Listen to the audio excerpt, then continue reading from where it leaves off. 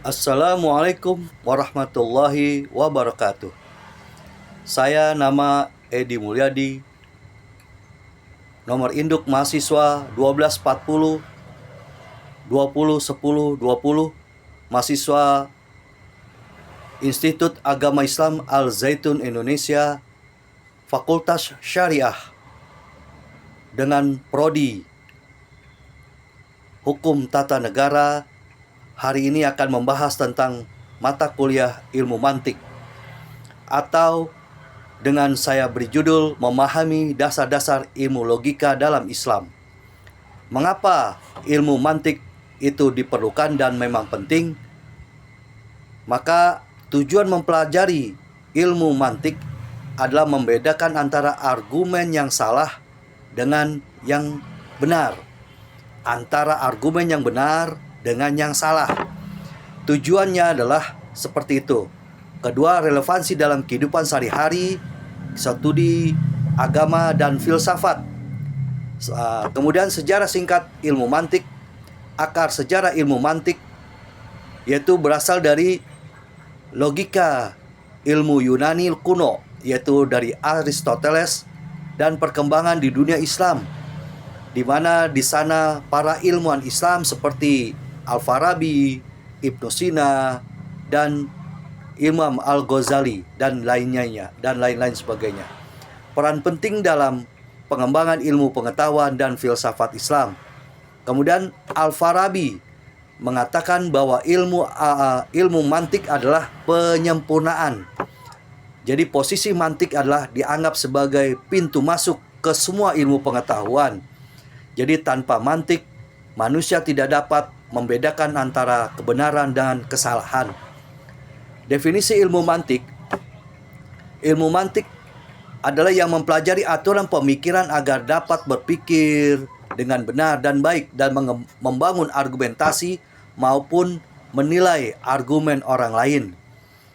Klasifikasi membagi ilmu mantik menjadi dua bagian, yaitu pertama, mantik al-wad, mantik penetapan, yaitu mengkaji kata-kata dan hubungan antara keduanya seperti ilmu semantik dan sintaksis. Mantik al-burhan, yang kedua adalah mantik al-burhan atau mantik pembuktian, yaitu mengkaji cara membangun argumen yang sah dan pengetahuan yang pasti seperti silogisme dan logika deduktif. Lalu kontribusi ilmu mantik adalah menyempurnakan teori silogisme Aristoteles dan memperkenalkan konsep ilmu yang paling tinggi yang berbasis pada mantik untuk memahami kebenaran mutlak. Kemudian kedua ilmuwan Islam yaitu Ibnu Sina atau Abizina. Abizina, kata orang barat menyebutnya, posisi mantik sebagai alat atau al-alat yang diperlukan semua ilmu. Jadi ilmu mantik itulah alat yang diperlukan untuk semua ilmu. Jadi memang penting ilmu mantik itu termasuk ilmu-ilmu agama.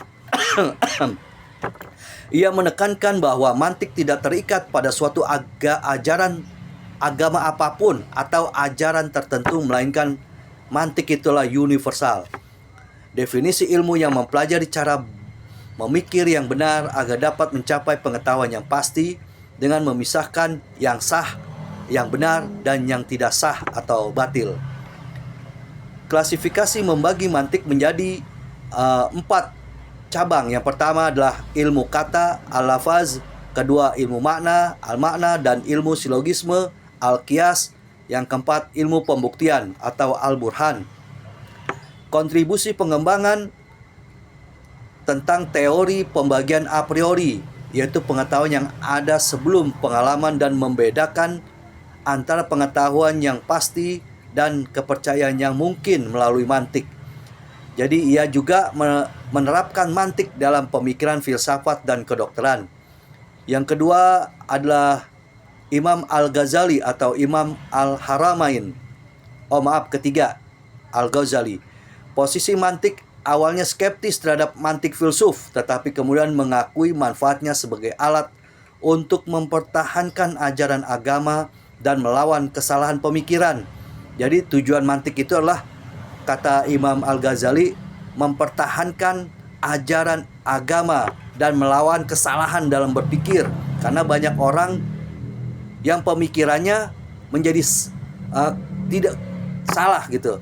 Namun ia membatasi penggunaannya agar tidak melampaui batas ajaran Islam. Jadi definisi ilmu yang mempelajari aturan pemikiran untuk membedakan kebenaran dan kesalahan, tetapi harus dipandu oleh ajaran Al-Quran dan Al-Hadis. Kritik dan penerimaan. Menolak penggunaan mantik yang bertujuan untuk menentang ajaran agama. Jadi menolak ilmu mantik untuk menentang ajaran agama, tetapi ilmu mantik untuk mendukung teori atau kalam-kalam Allah dan membuktikan kebenaran Tuhan. Ia juga mengembangkan mantik, ajaran agama yang berbasis pada nilai-nilai Islam. Kemudian kontribusi dari ilmu mantik adalah menyatukan ilmu mantik dengan teologi Islam, membuatnya lebih mudah diterima oleh umat Islam dan menjadi bagian dari pendidikan agama.